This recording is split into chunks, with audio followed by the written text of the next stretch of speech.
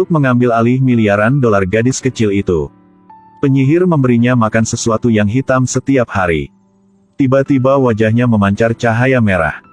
Setelah beberapa saat, wajahnya menegang. Melihat waktunya telah tiba, penyihir itu meraih dagunya dan mengisapnya dengan keras. Gadis itu terhisap darah, wajahnya memar. Dalam sekejap mata, dia berusia lebih tua puluhan tahun. Biarkan dirinya menjadi muda selamanya. Penyihir itu mengincar artefak yang baru saja digali.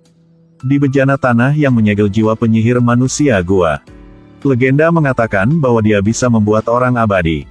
Untuk bisa mendapatkannya, penyihir itu memikirkan plotnya yang lebih jahat. Menggunakan alasan untuk berpartisipasi dalam pameran, dia menyuruh bawahannya untuk berubah menjadi ular untuk masuk ke museum. Saat semua orang diancam takut dan kabur, dia akan dapat mengambil harta itu dengan bermartabat. Pikir tidak ada kesalahan apapun, tapi dikacaukan oleh seorang gadis. Karena itu terjadi begitu tiba-tiba. Ina tidak punya waktu untuk melarikan diri sama sekali. Lebih disayangkan ketika mereka mengangkut harta karun itu, dia mengeluarkan suara. Ular Youkai muncul di belakangnya seperti iblis. Ina tahu dia sulit untuk melarikan diri. Dia mengambil vas dan menghancurkannya padanya. Tapi di luar dugaan, ular itu hanya menggaruk sedikit kulitnya. Ular yang marah menamparkan Ina dengan keras. Lalu buka mulutnya lebar untuk menggigit. Tapi Ina juga bukan tipe orang yang mudah menggertak. Dia menggigitnya kembali dengan gigitan nyata. Ular itu digigit olehnya dan kehilangan sepotong besar daging. Ular yang menyakitkan itu hanya bisa melarikan diri. Mengambil kesempatan ini, Ina membuka pintu dan melarikan diri. Tapi siapa sangka gigi ular itu berbisa. Secara kebetulan menabrak ayahnya mabuk yang pulang ke rumah. Dia meminta bantuan ayahnya. Ayahnya mengira dia mabuk juga. Letakkan dia di sofa dan pergi. Keesokan harinya, bangun. Tubuh Ina telah mengalami perubahan besar. Suara-suara kecil seperti guntur di telinganya. Luka di lengannya juga sembuh secara ajaib. Dia hanya menarik napas lembut. Segera bisa mencium bau kotoran anjing di ujung gang. Sinar matahari menjadi sangat menyilaukan. Dia pergi ke rumah sakit untuk memeriksa. Tapi dokter itu bilang dia lebih kuat daripada sapi. Pada saat yang sama, ular yang digigit oleh Ina kemarin telah mati. Tubuhnya menghilang secara bertahap dan hanya meninggalkan sebuah pil iblis yang tersisa. Penyihir menyadari bahwa seseorang telah menyerap kekuatan ular. Orang itu adalah Ina. Pada saat ini, Ina memiliki kemampuan luar biasa. Tetapi itu juga membuatnya sangat sakit kepala. Karena sekarang dia tidak bisa menghadapi cahaya sinar matahari. Suara-suara di sekelilinginya juga membuatnya sakit telinga. Ketika berjalan di jalan, dia mendeteksi dia sama sekali berbeda dengan semua orang. Baru setelah dia membeli headset, dunia menjadi tenang kembali. Ketika dia memohon kepada Tuhan untuk membantunya. Kemudian seorang pria menjarah di siang hari bolong. Ina melihat itu dan segera mengejarnya. Ketika perampok sedang memeriksa tas, cambuk di dalam memberinya pelajaran hidup. Tangannya langsung dipanggang menjadi kuku babi. Pada saat ini, Ina telah mengejar ke tempat itu. Perampok itu dengan cepat melarikan diri. Ina hendak mengambil cambuk itu. Tiba-tiba pemilik tas berteriak padanya untuk berhati-hati. Tapi Ina tidak memperhatikan dan mengambil cambuk itu. Harus tahu bahwa suhu cambuk ini hingga ribuan derajat. Wanita yang terkejut melihat Ina. Mungkinkah Ina yang dia tunggu selama ribuan tahun?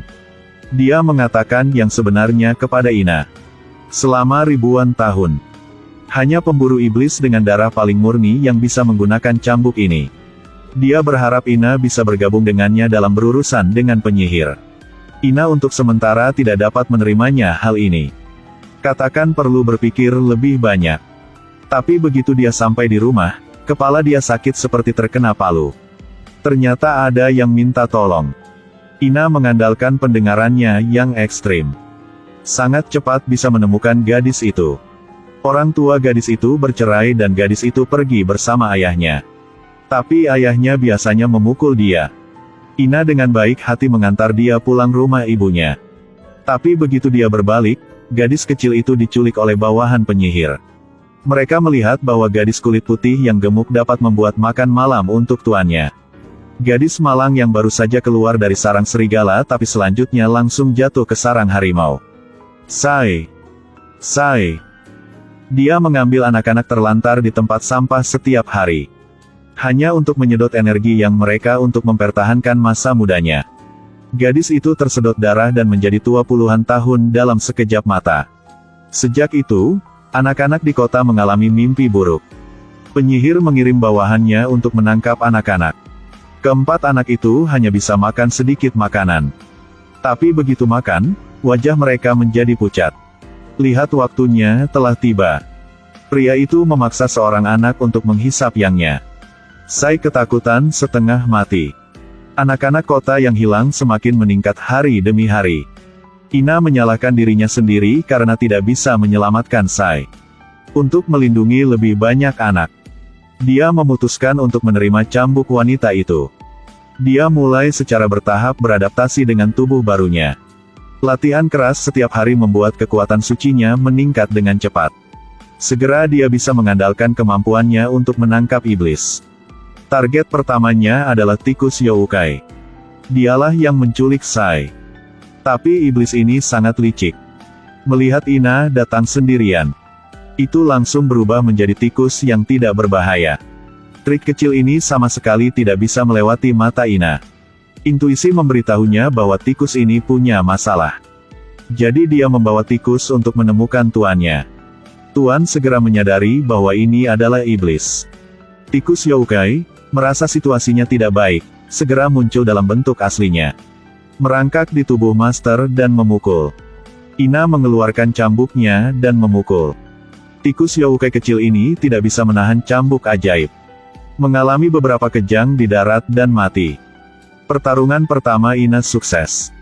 Di bawah bimbingan tuannya, dia mengerahkan kekuatan cambuk ilahi. Ina awalnya berpakaian sembrono dan berubah. Seketika menjadi pahlawan wanita yang cantik.